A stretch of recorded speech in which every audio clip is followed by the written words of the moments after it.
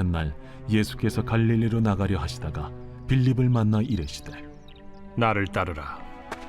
빌립은 안드레와 베드로와 한 동네 베세다 사람이라. 빌립이 나다나엘을 찾아 이르되 모세가 율법에 기록하였고 여러 선지자가 기록한 그 일을 우리가 만났으니 요셉의 아들 나사렛 예수니라. 나다나엘이 이르되 나사렛에서 무슨 선한 것이 날 수 있느냐? 와서 보라. 예수께서 나다나엘이 자기에게 오는 것을 보시고 그를 가리켜 이르시되 보라, 이는 참으로 이스라엘 사람이라. 그 속에 간사한 것이 없도다. 어떻게 나를 아시나이까? 빌립이 너를 부르기 전에 네가 무화과 나무 아래 있을 때 보았노라. 라비여, 당신은 하나님의 아들이시요 당신은 이스라엘의 임금이로소이다. 내가 너를 무화과 나무 아래에서 보았다 함으로 믿느냐? 이보다 더 큰 일을 보리라. 진실로 진실로 너희에게 이르노니 하늘이 열리고 하나님의 사자들이 인자 위에 오르락 내리락 하는 것을 보리라. 예수님께서 이 땅에 오셔서 하나님 나라를 회복하시고 또 확장하시고 마침내 완성을 하시기까지 여러 중요한 것들이 있지만 그 중에 하나가 제자들을 삼는 것이었습니다. 그래서 예수님께서는 공생의 사역을 마치시고 부활하신 이후에 성천하실 때 들여다보고 있는 그 제자들을 향해서 마지막으로 명령하신 내용이 뭐였습니까? 땅끝까지 복음을 전하고 그들에게 세례를 베풀고 그들을 제자를 삼으라. 이렇게 마지막 유언과도 같은 명령을 하시고 성천을 하신 것입니다. 그래서 기독교 신앙이라는 것은 날마다 제자들을 세워나가는 공동체입니다. 이런 분명한 진리의 요구 앞에서 지금 우리의 신앙은 어떤 것인가? 우리의 교회됨은 어떤가? 우리는 고민하면서 살펴봐야 됩니다.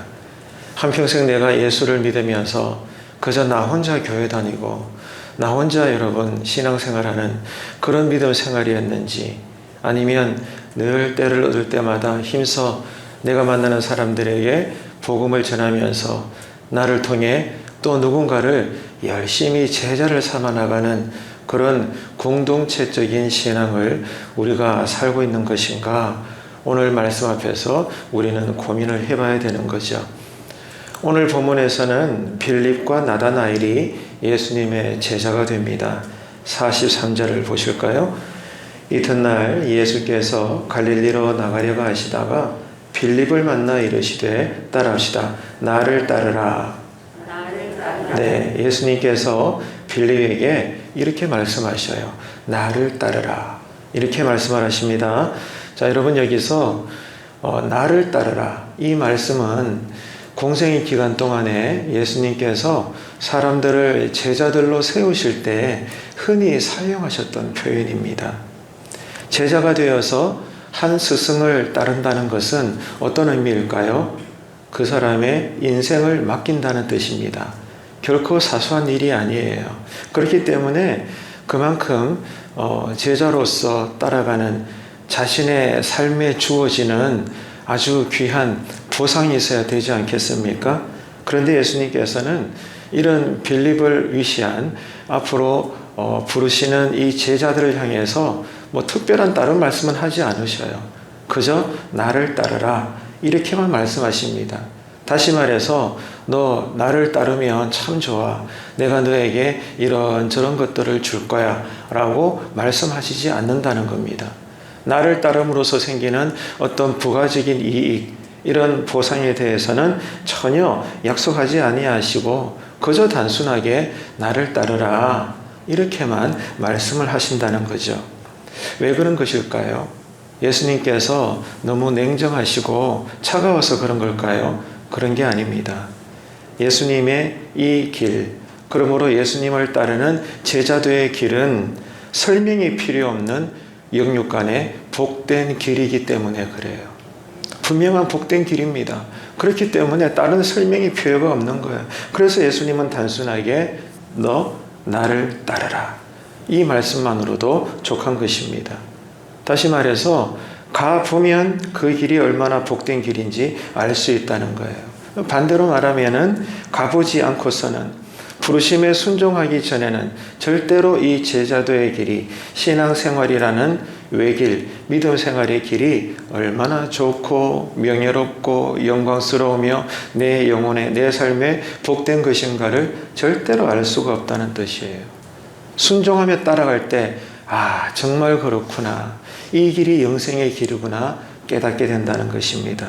그래서 나를 따르라고 하시는 예수님의 이 단순 명료한 명령은 우리에게 요구를 하는 거예요. 의지적으로 결단해라 이 말입니다. 나 이제 기도할 것입니다. 나 이제는 어떤 상황에서도 먼저 엎드릴 것입니다. 주님을 찾을 겁니다. 하나님 나에게 힘 주십시오. 여러분, 믿음은요, 의지를 가지고 결단하는 거예요. 물론 이렇게 되기까지 성령님이 역사하시죠. 한번 따라합시다. 믿음은 결단하는 것입니다. 아멘이십니까? 여러분이 오늘 이 새벽에 나온 것도 결단하셨기 때문에 그런 거예요. 충분히 더 잘 수 있거든요. 그런데도 결단했기 때문에 나오는 거예요. 저는 어제도 또 이렇게 잠이 안 와가지고요. 아무리 잠자려고 청했는데 잠이 안 오더라고요. 한 2시간 잤을래나? 그렇습니다. 근데 왜 제가 오늘 이 제단 앞에 나와서 준비된 말씀을 대언합니까? 담임 목사니까. 안 나오면 큰일 나거든. 그렇잖아요. 무슨 말이에요? 저도 결단을 한 거예요. 그래도 일어나야지. 예배 드리러 가야지. 새벽 성도님들 얼굴 보고 함께 은혜 받아야 되지. 안 그렇습니까, 여러분? 여러분도 마찬가지예요. 가까이 계시든 멀리 계시든 결단하신 믿음대로 움직이는 것입니다. 지금 예수님께서 나를 따르라. 이것은 우리에게 너 의지를 가지고 결단해라 라고 요구를 하시는 거예요. 여러분, 물론 제자로서 예수님을 따른다는 그 길이요, 절대로 쉽지 않습니다. 그러니까 좁은 길이죠. 제자가 되어서 예수님을 따른다는 것에는 여러분 어려움과 고난도 많습니다. 그러나 염려하지 마십시오. 왜? 결국에는 그 길이야말로 영생토록 나를 복되게 할 것입니다. 이것이 여러분 신앙의 비밀인 거죠. 그래서 믿음은 결단하기로 선택하는 거예요. 늘 우리가 이것을 강조하고 있잖아요. 믿음은 선택이다. 뭘 선택해요? 결단하겠다고 선택하는 것입니다. 다른 말로 용기를 내는 거죠. 이런 과정 속에 성령님이 함께 하시고 강력하게 역사하시는 겁니다. 여러분 기도에 결단하는 은혜가 늘 있게 되시기를 축복합니다. 자, 45절 함께 읽을까요? 빌립이 나다나엘을 찾아 이르되 모세가 율법에 기록하였고 여러 선지자가 기록한 그 일을 우리가 만났으니 요셉의 아들 나사렛 예수니라. 아멘. 자, 여러분, 제자를 삼아서 하나님의 나라를 이룬다는 것, 그 나라를 확장한다는 것이 기독교 신앙이라고 했습니다. 그러면 제자를 어떻게 삼을 수 있을까요? 예수님에게 중요한 것은 제자였거든요. 그러면 제자들을 우리가 넓혀나가야 되는데 어떻게 하는 것이 우리가 제자를 삼는 것일까? 오늘 45절에서 그 방법이 분명히 제시되고 있습니다. 45절에 뭐라고 되어 있죠? 빌립이 나다나엘을 따라합시다. 찾아 이르되. 찾아갔어요. 이게 첫 번째입니다. 먼저 예수를 경험한 자가 찾아가는 거예요. 그리고 46절에 보니까 따라합시다. 와서 보라. 내가 먼저 그 사람을 찾아가서 말하는 거예요. 와서 봐. 그러면 너도 알 거야. 무슨 말입니까? 전도입니다. 전도. 전도할 때 여러분 그 사람이 나를 통해 예수 제자가 되는 거예요. 그럴 때 하나님의 나라가 확장되어져 가는 거죠. 먼저 우리가 예수를 믿었잖아요. 먼저 우리가 예수를 깨달았잖아요. 그럼 이런 우리가 어떻게 해야 돼요? 아직도 예수를 모르는, 복음을 받아들이지 않는 주변 사람 누군가에게 우리가 복음을 들고 찾아가야 되는 거예요. 이게 성경의 원리입니다. 찾아가서 뭐 해야 돼요? 그냥 세상 이야기 합니까? 아니죠. 나를 만나주신, 내가 만난 예수님을 증거하는 거예요. 찾아가서 예수님을 증언하고 소개하고 그 다음에 어떻게 해요? 와서 봐. 교회로 인도하는 겁니다. 내가 찾아가서 예수님을 소개하고 그러므로 주일날 함께 교회로 인도해서 이 과정을 통해 때가 되면 그 사람도 제자가 되는 겁니다. 그러므로 하나님의 나라가 확장되어져 가는 거죠. 그렇기 때문에 오늘도 그렇습니다. 어떤 형편이든 방법이든지 간에 작은 교회든 큰 교회든 도시교회든 시골교회든 대형교회든 개척교회든지 간에 교회는요 늘 전도해야 합니다. 이게 교회의 사명입니다. 목장별로 여러분 전도하셔야 돼요. 이게 우리에게 주어진 임무입니다. 그래야만 영혼이 구원을 받고 결국 그가 때가 되면 예수 제자가 되어서 나중된 자가 나보다 더 예수 잘 믿는 먼저 된 자가 되는 거예요. 이게 여러분 성경의 가르침이죠. 그래서 하나님의 나라가 확장되어져 가는 거예요. 그래서 오늘 또 저와 여러분은 이 새벽에 여러분 성령님의 인도하심을 간구하셔야 돼요. 하나님 도와주세요. 성령님 나를 이끌어 주세요. 어떻게? 때를 얻을 때마다 복음을 전할 수 있도록 내 입을 열어주시고 구령에 열정을 주시고 복음을 전할 때 용기를 주시고 지혜를 주시옵소서. 여러분 이것을 뭐 하라고요? 의지적으로 결단해라 이겁니다. 이 결단하기로 선택해라 이거예요. 이게 우리에게 주신 믿음이라는 겁니다. 그러니까 여러분 잘못된 것은 아니지만 늘 주구장창 앉아서 기도하신다는 것이 건강하게 해주세요. 사업 잘 되게 해주세요. 복 받게 해주세요. 인생 대박나게 해주세요. 이런 기도에만 매몰되지 마시고 늘 진심으로 전도함으로 나를 통해 제자들이 넓혀져 가게 하여 주옵소서.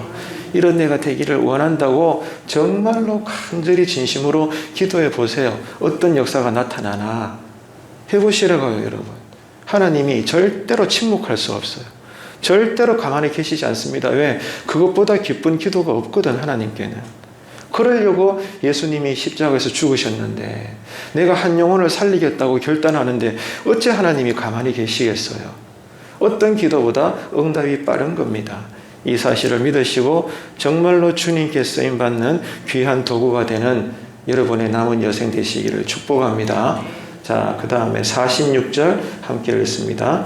나다나엘이 이르되 나사렛에서 무슨 선한 것이 날 수 있느냐?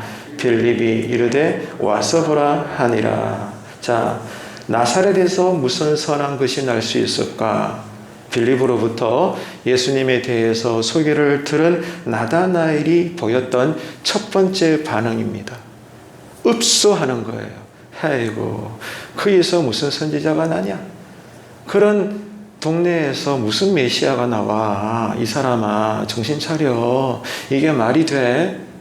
이런 식으로 지금 나다나엘이 반응을 하고 있다는 거예요. 그것도 그럴 것이 당시에 나사렛은 어떤 동네입니까?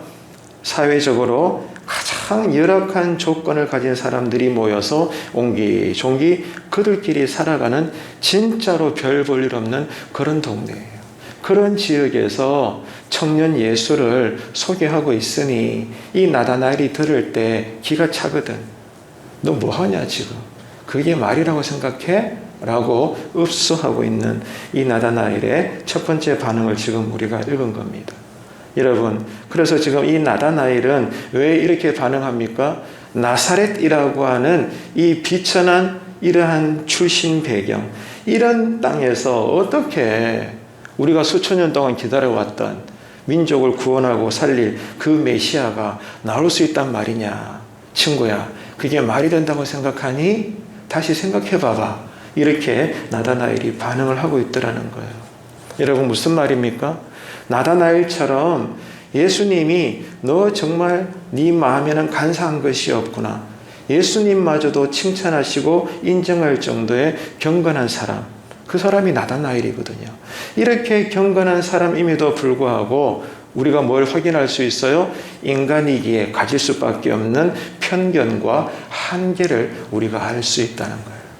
그만큼 우리는 아무리 은혜 받고 성령으로 충만해도 이 땅을 사는 동안, 육신을 가지고 사는 동안 우리라는 존재는요, 늘 무지하고 무력하고 무능합니다.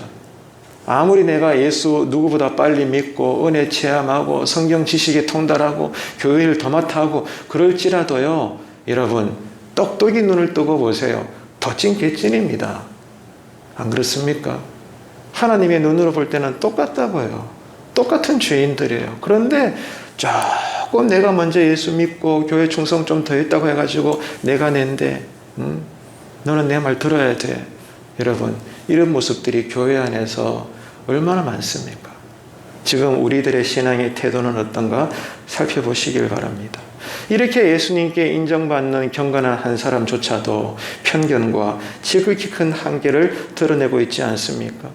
우리가 볼 때 주변에 신앙이 좋다라고 여겨지는 그러한 존경할 만한 사람들도 가만히 보면 가끔씩 참 어처구니 없는 행동을 하거나 인간적인 부족함과 약점을 가지고 아주 지혜롭지 못한 선택을 해서 이렇게 힘들어하는 그런 모습들을 순간순간 우리가 함께 볼 때가 있습니다.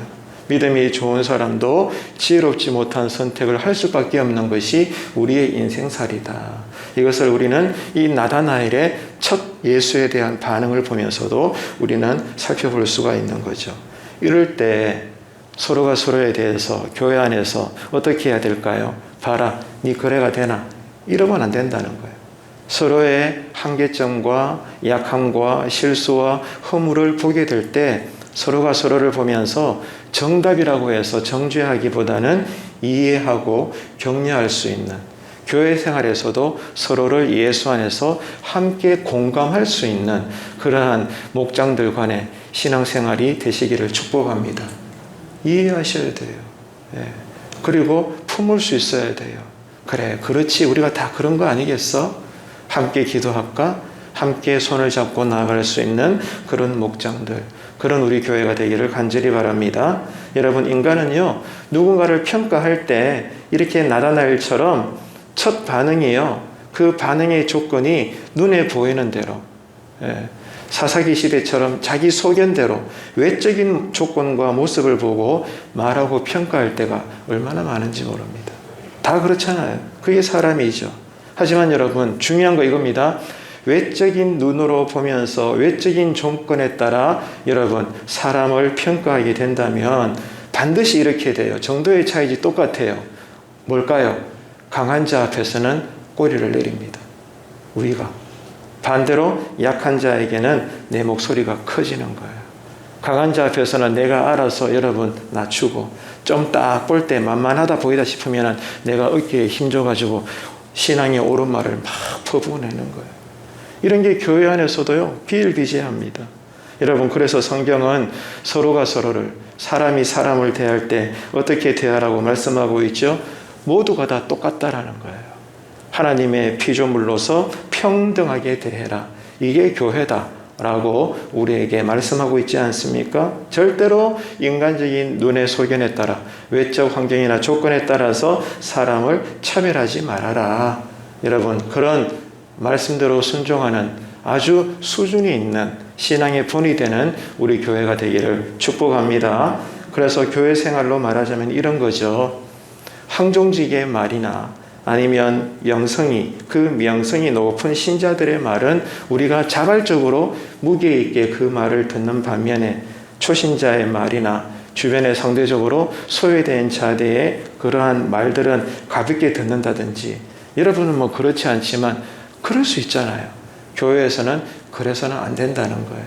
이제 갓 예수를 믿은 초신자나 평생을 누구보다 먼저 교회에 헌신한 그러한 중심에 서 있는 분들이나 똑같이 한 영혼을 귀하게 여기고 나보다 남을 낮게 여길 수 있는 그런 건강한 교회를 이루는 이 재단 되기를 간절히 바랍니다. 그래서 여러분, 요한복음은요, 이런 책이에요. 세례 요한이 예수님에 대해서 놀라운 소개를 하고 있잖아요. 보라, 하나님의 어린 양이로다. 성령으로 세례를 베푸실 분이로다. 진실로 하나님의 아들이시다. 광야에서 예수를 소개하면서 외쳤죠. 무슨 말이에요? 요한복음이 세례 요한에 대해서 긍정적인 평가를 내리고 있는 거예요. 정말로 이 사람은 하나님께서 쓰시는 귀한 선지자 중에 하나였다라고 긍정적으로 평가하고 있습니다. 하지만 그런 만큼 요한복음은 지금 이 빌립과 나다나엘의 모습처럼 가장 가까운 제자들이 될 사람임에도 불구하고 이 나다나엘이 첫 반응은 예수님을 향하여 폄하하는 것이었잖아요. 무슨 말이에요? 부정적인 평가도 여과 없이 싣고 있다는 거예요. 무슨 말입니까? 한마디로 성경은 지나칠 정도로 솔직한 책이다 이 말이에요. 아브라함, 다윗, 사울, 모세, 기타 등등 베드로까지 그 외에 많은 믿음의 사람들이 성경에 기록되어 있지만 좋은 이야기만 기록되어 있나요? 인간적인 치부가 다 기록되고 있잖아요. 그 정도로 성경은요 솔직한 책이에요. 이해가 되시죠? 근데 여러분 이게요 어떤 의미일까요? 성경이 이토록 인간적인 희망적인 면과 치졸한 면까지도 숨기지 않고 다 기록해 놓고 있다는 뜻은 우리 미래에 뭐가 있죠? 심판이 있잖아요.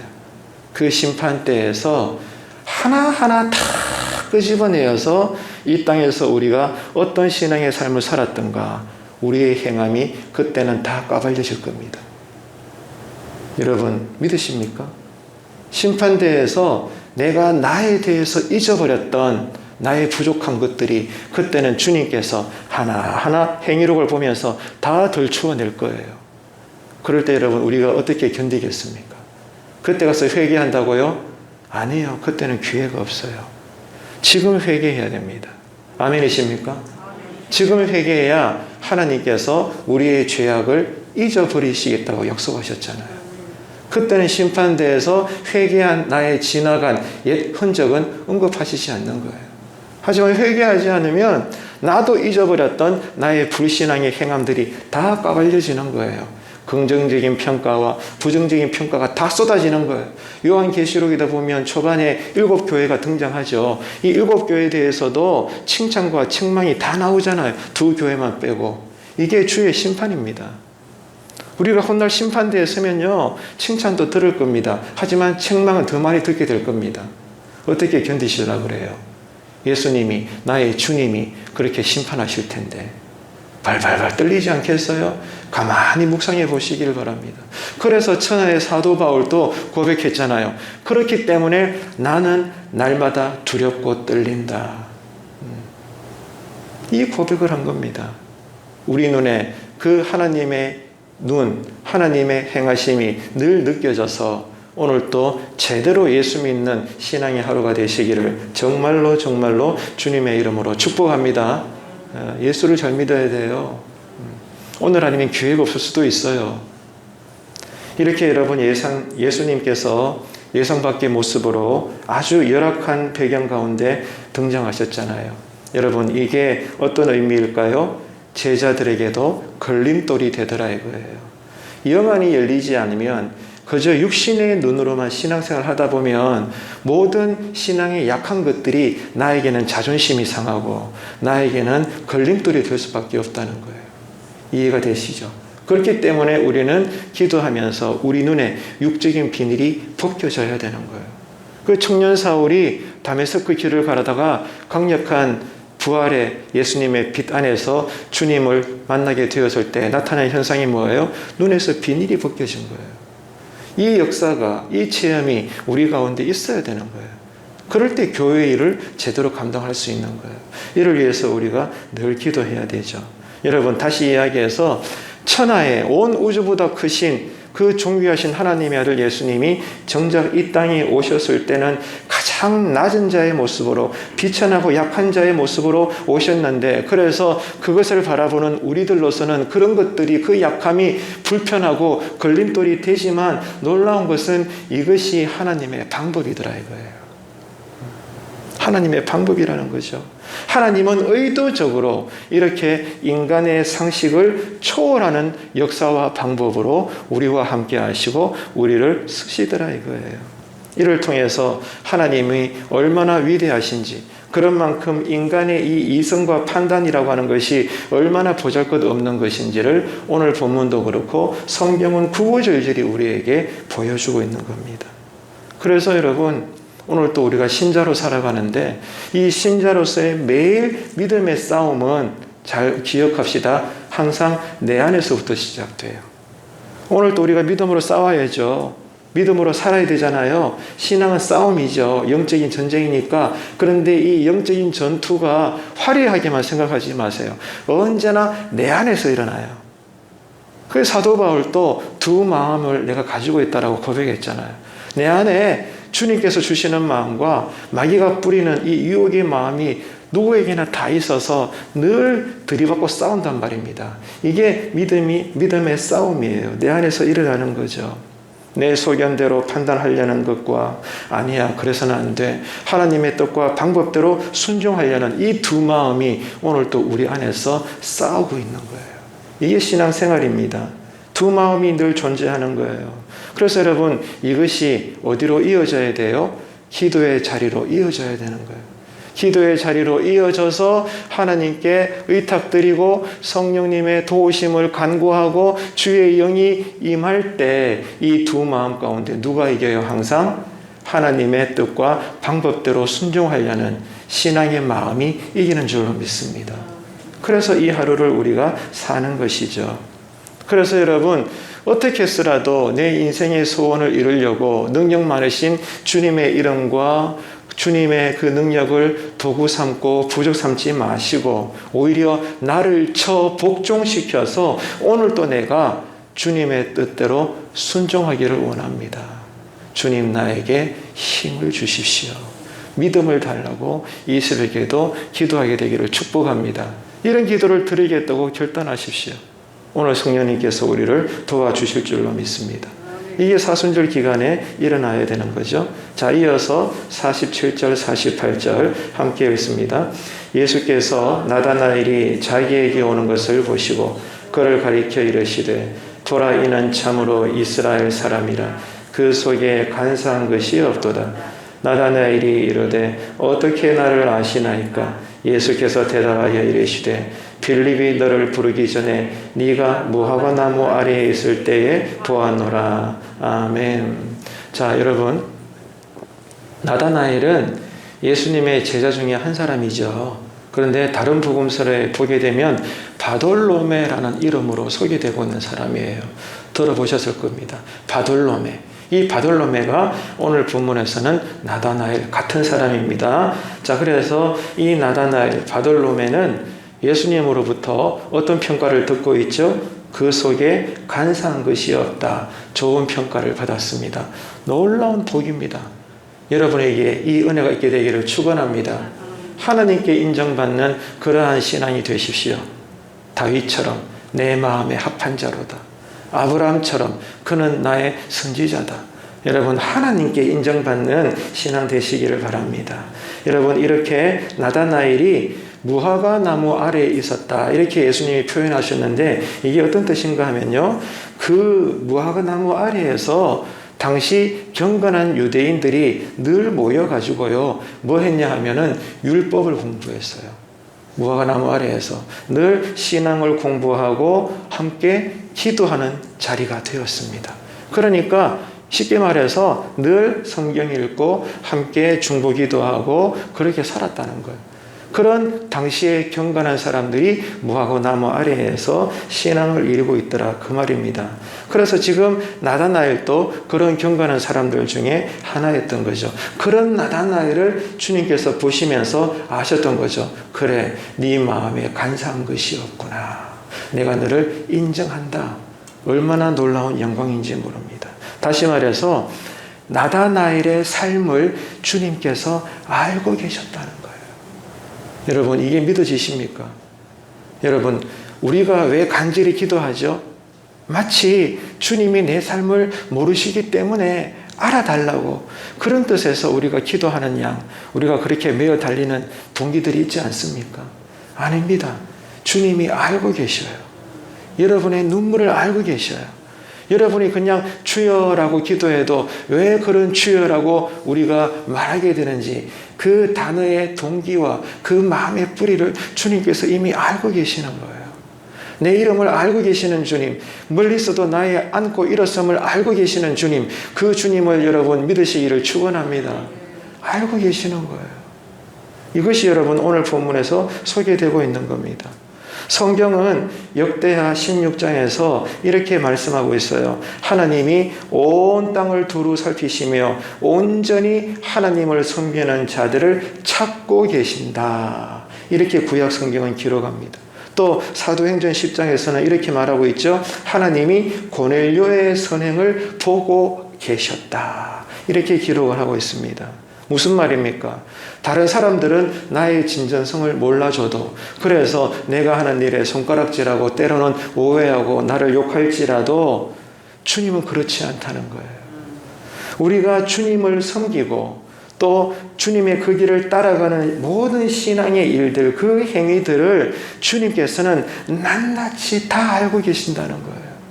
이 사실만으로도 우리가 여러분 기도할 때 위로의 은혜가 임하게 되기를 축복합니다. 주님이 나를 알아주신다는 거예요. 알고 계신다는 거예요. 여러분 얼마나 감사합니까? 남들은 모르지만 나의 이 진정성을 주님이 알고 계신다는 거예요. 그래서 여러분 주님은 어떤 분이세요? 졸지도 주무시지도 않아요. 불꽃 같은 눈동자를 우리를 향하여 살펴보고 계시는 거예요. 이 엄연한 사실은요, 또 강조합니다. 우리 미래의 심판대에서도 일어나게 될 것입니다. 다 아시는 거예요. 우리의 행위에 대해서. 여러분, 그런 의미에서 또 한번 따라할까요? 하나님은 속지 않습니다. 나는 고상한 신앙의 말로 다른 사람을 잠시 속일 수는 있어요. 거룩한 자로 보일 만큼 꾸밀 수 있어요. 그런데 하나님은 속지 않으셔요. 불꽃 같은 눈동자로 우리를 다 헤아려 보십니다. 오늘 이 새벽에도 육신은 피곤하지만 앉으셔서 여러분 말씀을 경청하시고 예배 드리는데 정말 여러분 마음의 동기는 어떠한지 주님은 안다 모르신다? 알고 계신다는 거예요. 이 하나님을 여러분 깊이 묵상하시길 바랍니다.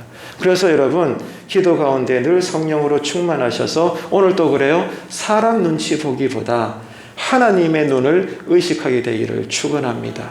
그래야 하나님의 은혜가 머물러 있는 거예요. 요셉이 그랬잖아요. 창세기 보게 되면 요셉이 얼마나 억울한 고난을 많이 당해요. 그런데 창세기에 분명히 기록되어 있거든요. 하나님의 은혜가 늘 그의 머리 위에 머물러 있더라. 놀라운 표현입니다. 그게 복 있는 사람이죠. 여러분, 하나님의 은혜가 늘 여러분의 인생 위에, 여러분의 이름 위에 머물러 있게 되기를 간절히 축복합니다. 그래야만 우리를 돕고 인도하는 하나님의 능력을 우리가 받아서 오늘 이 하루도 온전한 제자의 삶을 살 수가 있는 거죠. 자, 이어서 49절 이어서 함께 또 읽습니다. 나다나엘이 대답하되 라비여 당신은 하나님의 아들이시여 당신은 이스라엘의 임금이로소이다. 자, 이렇게 예수님을 폄하했던 나다나엘이 직접 예수님을 만나보니까 깜짝 놀란 거예요.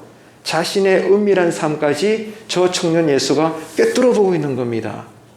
꿰뚫어 보는 거예요. 어떻게 이런 일이 있을 수 있나? 큰 충격에 빠져버린 거예요. 그러면서 육신의 비닐이 벗겨지고 예수님을 제대로 보고 뭐라고 고백합니까? 아, 그래요. 당신이 정말 하나님의 아들이셨군요. 내가 당신을 경배합니다. 지금 나다나엘이 그렇게 인정하고 있는 거예요. 육신의 인간의 비닐이 벗겨지니까 완전한 사람의 아들로 오신 나사렛의 출신인 청년임에도 불구하고 영적으로 보니 그가 우리가 수천 년 동안 그토록 기다렸던 메시아 예수 그리스도 하나님의 아들이시구나. 할렐루야. 나는 당신을 따라가겠습니다. 나는 당신의 제자가 될 것입니다. 이 결과나 이 결단이 일어나게 되는 거죠. 이런 새 창조, 이런 거듭남에서 나오는 신앙 고백과 삶이 사순절 기간에 우리에게 임하게 되고 확장되기를 주님의 이름으로 축복합니다. 이를 두고 여러분 기도하세요. 자, 이어서 50절 함께 읽습니다. 예수께서 대답하여 이르시되 내가 너를 무화과 나무 아래에서 보았다 함으로 믿느냐? 이보다 더 큰 일을 보리라. 놀라운 선포입니다. 여러분, 자신의 개인적 삶을 꿰뚫어 보시는 이 주님의 권능 앞에서 신앙 고백이 터져버린 나다나엘에게 예수님이 뭐라고 말씀하시는가 하면, 야, 내가 너의 개인적인 삶을 먼저 알아봤다고 놀래냐? 이거 아무것도 아니야. 앞으로 봐. 내가 너의 눈앞에서 어떤 일을 행하는 나 하나님의 아들 메시아인지를 너는 이제 보게 될 것이야. 앞으로 더 큰 일을, 더 더 크게 일어나는 하나님 나라의 삶을 너는 목도하게 될 것이야. 한번 봐봐봐. 예수님이 나다나엘에게 이렇게 약속하고 계시는 거예요. 사실 예수님께서 나다나엘로 하여금 자신의 이 메시아가 되심을 나다나엘로 믿게 하시는 것은 앞으로 공생 기간 동안에 많은 역사를 예수님께서 보여주시잖아요. 그런 기적과 능력에 비하면 오늘 이 만남은 작은 일에 불과한 거예요. 그래서 예수님은 나다나엘에게 너 이 일에 놀라냐? 그러지 마. 앞으로 더 큰 일을 네가 경험하게 될 거야. 이게 바로 하나님의 나라의 능력이야. 이렇게 말씀해 주시는 거예요. 그래서 약속대로 예수님은 공생의 기간에 수많은 기적과 능력을 일으키셔서 하나님의 아들이 되심을, 자신의 신분을 드러내지 않습니까? 여러분, 바로 이거예요. 나다나엘이 이렇게 예수님에 대해서 신앙 고백이 터지고 나니까 예수님이 앞으로 어떤 일을 할 것인가를 드러내시는 거예요. 이해가 되세요? 그러니까 믿음이에요. 바른 신앙 고백이 있을 때 그 믿음 위에 주님께서는 비전도 주시고 신비한 역사도 보여주시고 함께 동행하시면서 그와 함께 일하시는 겁니다. 그러니까 우리에게 필요한 것은 날마다 은혜 받는 거예요. 아멘이십니까? 은혜 받는 거예요. 은혜 받기 위해서 간절히 기도하는 거예요. 그러면 주님께서 보여주십니다. 주님께서 쓰시는 거예요. 이런 신령한 체험이 가득한 교회가 되시기를 간절히 바랍니다. 그래서 늘 기복적인 기도로 끝나지 마시고 주여 나로 바른 신앙 고백할 수 있는 믿음을 주십시오. 이 기도가 회복되는 사순절 기간 되시기를 바랍니다. 51절 이어서 함께 읽습니다.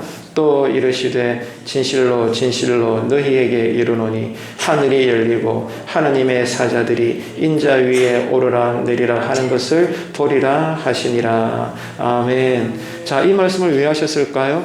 여러분, 이 말씀은요, 일찍이 야곱이요, 구약의 야곱이 베델에서 꿈을 꾸었을 때 했던 내용이에요.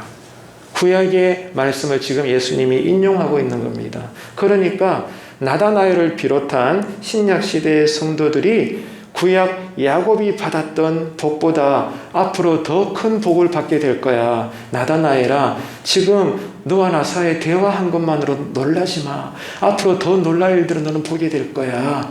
이렇게 지금 가르쳐주고 계시는 거예요. 야곱은요, 광야에서 꿈을 통해서 세 가지 복을 확인했어요. 첫 번째, 가나안 땅을 얻게 될 거라는 복. 그리고 두 번째, 자손이 번성하게 될 거라는 복. 마지막 세 번째로 그들의 후손이 신약시대에, 야곱의 입장에서는 미래죠. 미래 어느 날 신약시대에 그들이 누리게 될 영적인 복에 대해서 세 가지를 꿈속에서 확인합니다. 이게 구약성경의 내용이에요. 그런데 이런 약속을 받았는데 이제 예수님이 도래한 신약시대에 와서 실제로 땅과 자손의 번영의 복과 더불어서 지금 나다나엘에 있는 신약시대 성도들은요, 영적인 복까지 누리고 있잖아요. 그런데 구약시대 야곱은요, 이 땅에 대한 복과 자손이 번성하는 복은 누렸지만 세 번째 복인 이 영적인 복은 누리지 못했던 구약시대의 한계를 가진 인물이었습니다. 무슨 말이에요? 구약시대보다 성령시대, 교회시대, 신약시대를 살아가는 우리가 더 많은 복을 누리며 지금 살고 있다는 거예요. 누구 때문에? 예수님 때문에. 아멘이십니까? 여러분, 이 사실을 깊이 깨닫게 되시기를 바랍니다. 그래서 나다나엘을 비롯한 모든 신약시대의 성도들은 실제로 예수님으로 말미암아 하나님의 나라가 임하였음을 우리는 목격을 했고, 그러므로 기도 응답을 받으며 우리는 지금도 영적인 복 가운데 살고 있잖아요. 그래서 여러분, 이 진리의 사실을 깨달으시고 늘 앉아나 일어서나 감사하며 살게 되시는 저와 여러분 되시기를 축복합니다. 그래서 오늘 이 51절에 보면은 자, 하늘이 열린다 이렇게 말씀하고 있죠. 예수 그리스도를 믿는 자, 다시 말해서 물과 성령으로 거듭난 자들이 하나님 나라를 보게 될 것이고 또한 그 나라를 소유하게 되는 복을 누리게 된다. 그 뜻입니다. 그리고 그 다음에 하나님의 사자들이 인자 위에서 오르락 내리락 한다 이렇게 말씀하셨는데 아실 거예요. 이게 무슨 뜻인지. 이 땅에서 성도들의 기도가 하나님께 상달되어지고 오르락 올라간다는 얘기예요. 내리락은 뭐예요? 그 기도에 대해서 하나님이 응답하신다는 거예요. 기도의 사닥다리죠. 올라가고 내려가고. 그죠? 이만큼 기도가요, 엄청난 비밀입니다. 그래서 여러분, 어떤 것보다 원래는 결단하세요. 나는 이제 기도하는 종이 될란다. 아멘이십니까? 기도하기로 결단하십시오. 그것을 선택하십시오. 그러면 여러분의 이 영혼 위에도 하늘까지 사닥다리가 올라가서 늘 천사가 오르락 내리락 하면서 여러분의 기도가 상달될 것이고 하나님의 뜻대로 기도가 응답되는 올 한 해의 삶이 되는 줄로 믿습니다. 이것이 교회의 사명이고 신자들의 믿음의 내용이라는 거예요. 여러분, 이 사실을 우리가 꼭 믿고 이 마지막 때에 다른 것보다 기도하는 사명자가 되겠습니다. 이것을 여러분 결단하시고 고백하셔서 잠자는 교회가 되지 않고 주님 뜻대로 마음대로 쓰임받아 하나님께 큰 영광을 올려드릴 수 있는 이 마지막 시대 우리가 속한 신앙 공동체 교회가 되기를 주님의 이름으로 축복합니다.